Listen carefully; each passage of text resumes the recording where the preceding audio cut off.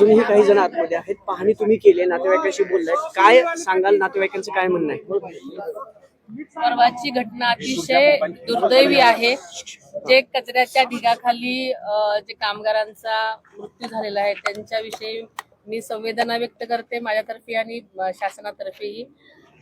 झालेली घटना अतिशय दुर्दैवी होती आणि अकस्मात झालेली आहे. म्हणजे इतर दुर्घटनेपेक्षा ही वेगळी आहे, कारण हा कचऱ्याचा ढीग असल्यामुळे जी आपण म्हणता की जी ही चाललेलं आहे तपास यंत्रणाला वेळ लागतोय. त्यामुळे मला असं वाटतं की कचऱ्याच्या ढिगातून विषारी वायूचा पण संसर्ग असल्यामुळे त्याला वेळ लागतोय. पावसाचे दिवस असल्यामुळे पाऊसही आहे. या दोन्ही गोष्टीमुळे ह्या गोष्टींना जरासा वेळ लागत होता. त्यामुळे नातेवाईक संतप्त होते, पण त्यांनाही मी आता समजवलेलं आहे. झालेली घटना अतिशय वेदनादायी आणि दुर्दैवी आहे. चौकशीचे काही आदेश आपण सूचना दिलेल्या आहेत का? चौकशीचे आदेश तर दोषींवरती दिलेलेच आहेत. जे ज्यांच्या कुणामुळाच्या हलगर्जीपणामुळे ही घटना घडलेली आहे त्यांना नक्कीच कुठल्याही म्हणजे पद्धतीनं शासन पाठीशी घालणार नाही.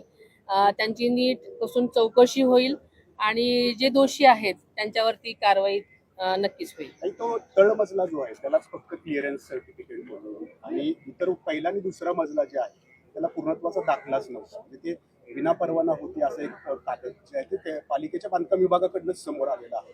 तर विना परवाना ही सगळी इमारत होती आणि तिथं हे सगळं चालू होतं. पालिकेचंही दुर्लक्ष झाल्यासारखं दिसतं. आता ह्या घटनेनंतर अनेक गोष्टी समोर होत आहेत. चौकशी चालू आहेत आणि चौकशी अंती जे काही निर्णय होतील, जे काही निर्णय समोर येतील, जो काय अहवाल समोर होईल त्याच्यानुसार शासन नक्कीच कारवाई करेल. वहिनी, या सगळ्या प्रकरणी नातेवाईकांनी आरोप असा केलाय की पाठीमागच्या गेटला अँब्युलन्स लावतात, जे काही होतंय ते आमच्यापर्यंत पोहोचवा. आम्ही 3 दिवस झालं मुक्काम इथं करतोय, ऑपरेशन तुम्ही करा, पण आम्हाला सत्यता कळवा. तुम्ही नातेवाईकांशी काय बोललात का? दुपारी देखील नातेवाईक अक्षरशः रडत तिथं गेलेले, लपून छपून बॉडी बाहेर काढली जाते असं त्यांचा आरोप नाही. आताच काही नातेवाईकांनी मला सांगितलं की एक जी बॉडी होती ती त्यांना न माहिती होता बाहेर दुसऱ्या साईडने गेली असं त्यांचं म्हणणं आहे. पण तसं खरं करण्याचं काहीच कारण नव्हतं. पण मी त्यांना सांगितलेलं आहे की आता इथून पुढे जे काही बॉडीज निघतील त्या नातेवाईकांना अगोदर दाखवा, कारण ते जवळजवळ 2-3 दिवसापासून वाट पाहतायत आणि आपलं घरचा माणूस गेल्यानंतर ज्या संवेदना असतात त्या त्यांच्या आहेत आणि त्यांना त्यामध्ये पहिली बॉडी दाखवा. असे काही म्हणजे घोळ होऊ देऊ नका, कारण सेन्सिटिव्ह गोष्टी आहेत सगळ्या आणि आपण त्यामध्ये तारतम्य बाळगणं अतिशय गरजेचं आहे. मगाशी आयुक्तांची आणि नातेवाईकांची बरीच चर्चा झाली आणि नातेवाईकांनी अनेक मागण्या केलेल्या आहेत. आयुक्तांनी कदाचित तुम्हाला सांगितलं असेल. तर त्या मागण्या पूर्ण करण्याच्या अनुषंगाने आर्थिक मदत असेल, नोकरीच्या अनुषंगाने असेल, बऱ्याच मागण्या आहेत आणि त्यांना त्याच्यात एक शाश्वती मिळत नाहीये किंवा एक शब्द मिळत नाहीये. त्यासाठी बऱ्याच हे करतात की लेखी काहीतरी मिळावं. आता आम्हाला कंपनीतर्फे ज्या काही ते हेल्प करणार आहेत, जी काय मदत देणार आहेत त्याच्याविषयी सांगितलेलं आहे. पण आणि सरकार प्रत्येक मृत व्यक्तीला 5 लाख रुपये देतात आणि जखमींची सगळी खर्च करतो. पण महापालिका पण जखमींना आणि मृतांना 10 लाख रुपये देण्याचं त्यांचं ठरलेलं आहे. पण नातेवाईकांची अशी इच्छा आहे की प्रत्येक व्यक्तीमागे गेलेल्या 1 कोटी रुपये मिळावे. आम्ही सगळेजण आता याबाबत चर्चा करू आणि जो काही योग्य निर्णय असेल तो आपल्याला सांगितला जाईल. मागं जर तुम्ही बघितलं असेल म्हणजे कचरा वाटतच नाही, इतका डोंगर झालेला आहे. कचऱ्याची विल्हेवाट लावण्यामध्ये पालिका कुठं कमी पडते असं वाटतंय का? त्यामुळेच ती घटना घडली आहे. इतका कचरा लागेपर्यंत नेमकं पालिका करते काय? म्हणजे अनेक वर्षापासून स्वतः आयुक्तांनी पण सांगितलं की 40 वर्षापासून हा कचरा येत आहे. 40 वर्ष फक्त बघ्याचीच भूमिका घेण्यात आली. मागच्या काही वर्षामध्ये आदरणीय दादांनी सुद्धा या बाबतीमध्ये अनेक गोष्टी करण्याचे आदेश दिलेले होते.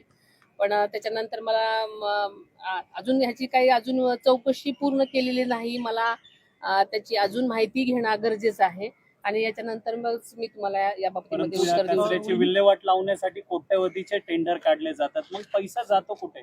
कचरा वर्षानुवर्ष आहे तिथेच आहे, मग एवढं टेंडर काढून देखील काम होत नाहीये. आता या निमित्तानं नाही, मग त्यांनी तर चौकशी या निमित्तानं सगळ्याच बाबतीमध्ये कसून चौकशी होईल तसे आदेशही मुख्यमंत्री साहेबांनी दिलेले आहेत.